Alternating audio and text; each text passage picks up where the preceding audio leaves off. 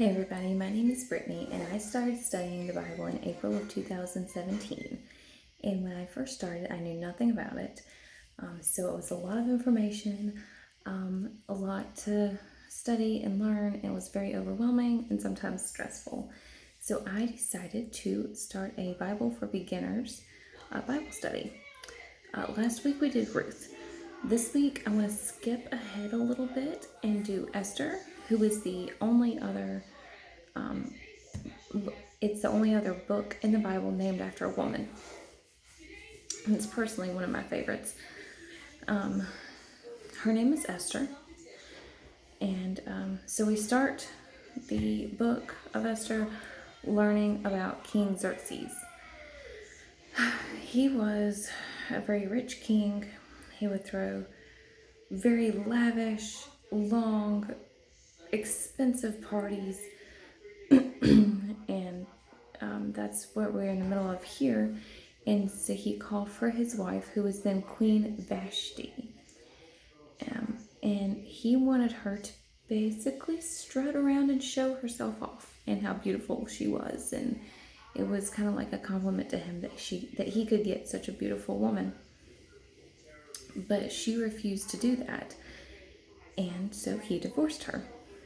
So he then, his people put on a search to find him a new wife. And they gathered all the pretty virgins, and they were placed in the care of the king's eunuch. They went through a lot. So you've got this group of women, the prettiest virgins around, right? They go through a 12-month-long beauty treatment. Not exactly sure what all that entailed. I haven't really studied that. But then they were presented to the king to see if they were good enough. After a year of going through all this, right? But the woman he liked was named Esther. And she was actually raised by a family member named Mordecai.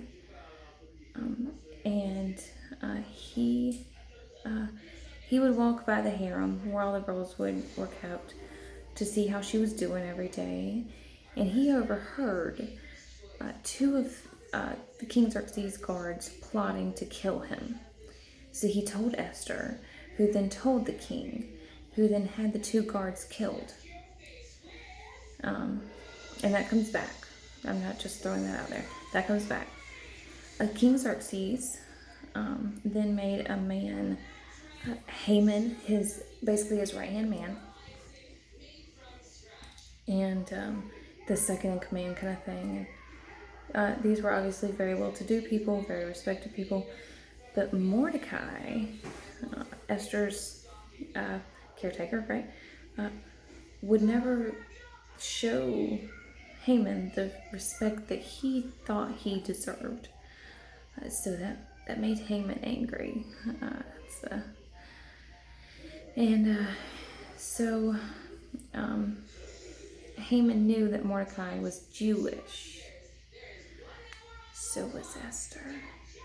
But no one knows that. So Haman put out a decree that all Jewish people be killed.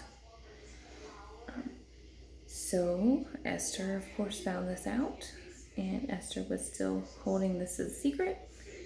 And sorry, I can see this light. It's weird. So Esther approached King Xerxes and begged him not to follow through with killing her people. And even though that could have caused a humongous rift, right?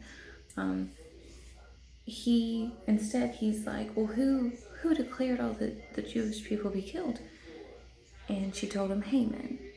So the king had Haman killed and gave Mordecai his land, and sent a letter out saying that if anyone tried to attack the Jews, they were allowed to fight back. Mordecai became well known, and the Jews began overthrowing their attackers, and they killed all of Haman's sons. Now, it goes a lot more in detail with that story. There's a lot of back and forth with Esther trying to decide when to tell King Xerxes and how to do that. But we're doing the overview, right? All right, so what's unusual about this book is that it never mentions God.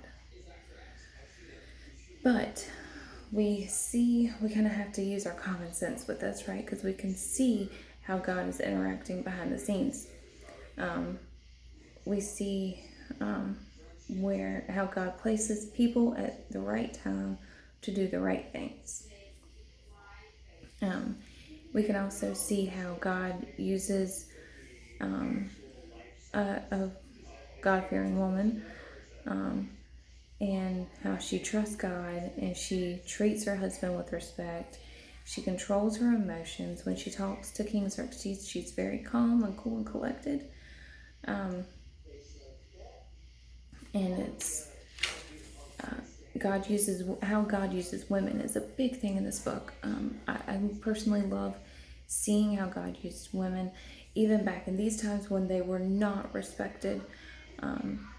It's a time when it's just like even Mary Magdalene, which would be much later, she was not respected. When she came back and told the disciples that Jesus had rose again, they all looked at her like she was crazy.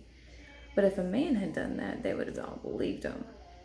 And it's another big thing with this is King Xerxes believing his wife immediately, letting go of his second-hand man, and following with his wife.